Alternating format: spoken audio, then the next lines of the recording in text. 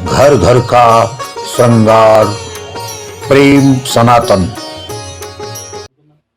करिश्मा गौरव शर्मा का एक बार फिर से प्यार भरा आपको राम राम। दोस्तों, आपने हमारी वीडियोस को देखा, उनको पसंद किया, उनको इतना सराहा, आपसे बहुत अच्छी प्रतिक्रियाएं हमको मिल रही हैं, उसके लिए बहुत बहुत धन्यवाद। हमारे एक व्यूअर हैं जिन्होंने हमसे प्रश्न किया कि धर्म क्या है ये बताइए, और मूर्ति पूजा का क्या महत्व है सनातन धर्म में, ये समझाइए। दोस्तों, अगर हम धर्म की बात करें तो धर्म को किसी आदर्श परिभाषा में परिभाषित कर पाना असंभव सा है, क्योंकि हर एक व्यक्ति, हमारे ऋषि मुनि, धर्मगुरु और हम आम जनमानस अपने अपने दृष्टिकोण से धर्म की विवेचना करते हैं। या फिर यूं कह लें कि धर्म एक ऐसा विषय है जिसको परिभाषित किया ही नहीं जा सकता, शब्दों में गूंथा ही नहीं जा सकता। धर्म तो वो है जिसने धारण कर लिया वही जानता है, क्योंकि धर्म धारण ही किया जाता है। धारण अर्थात समाहित करना। हमको हमारे परिवार से, माता पिता से संस्कार में बहुत सारी शिक्षाएं, बहुत सारी बातें सीखने को मिलती हैं। यदि हमने अपने चरित्र और व्यक्तित्व में उसको समाहित कर लिया, इसी समायोजन को ही धारणा कहते हैं। दोस्तों, हर एक व्यक्ति के लिए धर्म के अलग अर्थ और मायने होते हैं। जैसे एक गृहिणी अपने पूरे परिवार का लालन पालन करती है, ये उसका धर्म है। एक पुरुष आजीविका कमाता है अपने परिवार के लिए, ये उसका धर्म है। हम सभी का अपने माता पिता गुरुओं के प्रति एक धर्म है, अपने समाज, अपने राष्ट्र के प्रति एक धर्म है। अगर हम अपने धर्म को अच्छे से पालन करते हैं तभी हमारी अंतरात्मा संतुष्ट हो पाती है। हमारे इतिहास में ऐसे बहुत सारे आदर्श प्रस्तुत किए हैं जो धर्म को समझा सकते हैं। जैसे धर्मराज युधिष्ठिर ने अपनी पत्नी को दांव में हार जाने के बावजूद भी उसको शर्मसार होने से बचा ना पाए, क्योंकि वो धर्म के बंधन में बंध गए थे। राजा राम ने अपनी माँ के हठ को पूर्ण करना अपना धर्म समझा और वन को अपना लिया। सीता ने पति धर्म को सर्वोपरि माना और पति के साथ वन में जाना ही अपना धर्म समझा। भरत ने नंदीग्राम में रहकर राम की चरण पादुकाओं की सेवा करना अपना धर्म समझा। वहीं कुरुक्षेत्र में होने वाले युद्ध में द्रोणाचार्य अपने सबसे ज्यादा प्रिय अर्जुन पर प्रहार कर रहे थे। ये उस समय एक सेनापति होने के नाते उनका धर्म था। इसके विपरीत अर्जुन और बाकी पांडव अपने गुरु को छल से मार के उनका वध करना चाहते थे। ये उस समय उनका धर्म था। दोस्तों, सभी व्यक्तियों के लिए धर्म अलग होता है। हर एक व्यक्ति के लिए एक जैसा धर्म नहीं होता। फिर यूं कह लें कि धर्म सभी के लिए व्यक्तिगत होता है।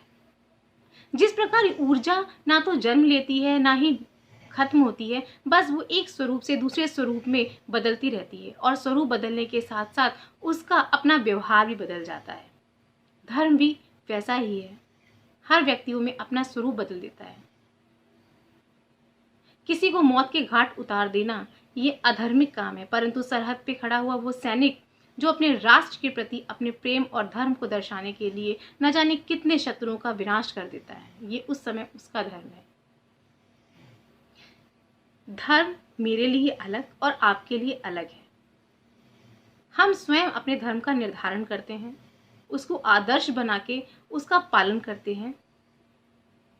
नियति यही कहती है। हमने सुना है, यदा यदा ही धर्मस्य ग्लानिर्भवति भारत अभ्युत्थानम अधर्मस्य तदात्मनात्मानं सृजाम्यहम्।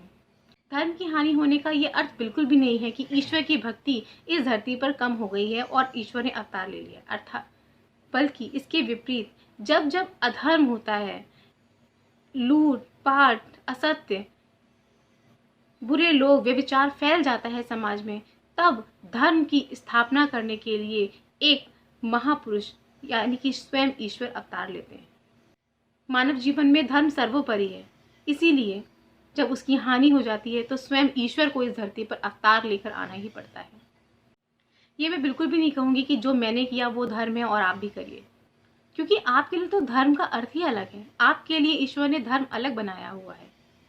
ईश्वर ने हम सभी को अलग अलग किरदार निभाने के लिए इस पृथ्वी पर भेजा है, और ये भी माना है कि हम सभी इस पृथ्वी पर आके धर्म के अनुसार ही अपना काम करें। ईश्वर ने हम सभी को एक अनोखे किरदार निभाने के लिए इस धरती पर भेजा है। हम अगर अपनी उस भूमिका को बहुत ही ईमानदारी से और सही ढंग से निभाते हैं तो यकीन मानिए यही हमारा धर्म है। मेरे दृष्टिकोण से तो धर्म वो है कि अगर कोई भी कर्म हम कर रहे हैं और हमारी अंतर आत्मा पूर्ण रूप से संतुष्ट हो गई है तो मैं मानती हूँ कि मैंने एक धर्म का काम किया। तो हमसे दूसरा प्रश्न ये किया गया कि मूर्ति पूजा का क्या विधान है हिंदू धर्म में, क्या महत्व है। तो मूर्ति पूजा हिंदू धर्म का एक अभिन्न अंग रही है, परंतु हम सभी जानते हैं कि ब्रह्म निराकार है, पर उस निराकार ब्रह्म से मिलने का केवल एकमात्र साधन है एकाग्रता।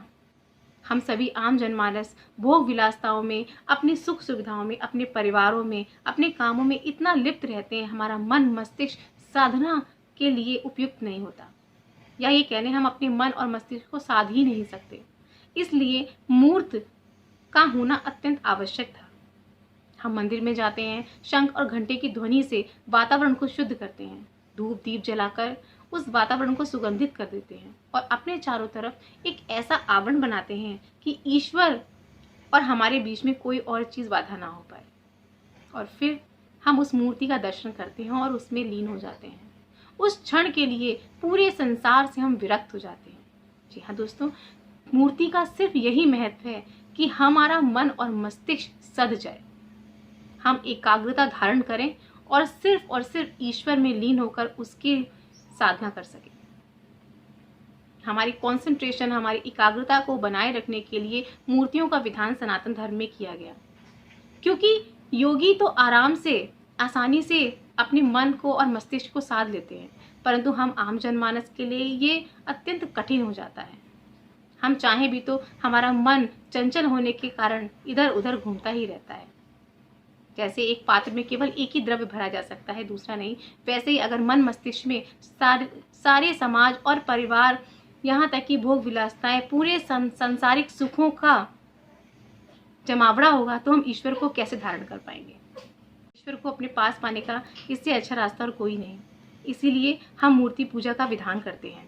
दोस्तों, आशा करती हूँ आप हमारे उत्तरों से संतुष्ट हुए होंगे। अगर आपको हमारा वीडियो पसंद आया हो तो उसको लाइक करें, शेयर करें। अगर आप हमारे चैनल पे नए हैं तो इसको सब्सक्राइब करें और अगली कड़ी लेके फिर आऊँगी।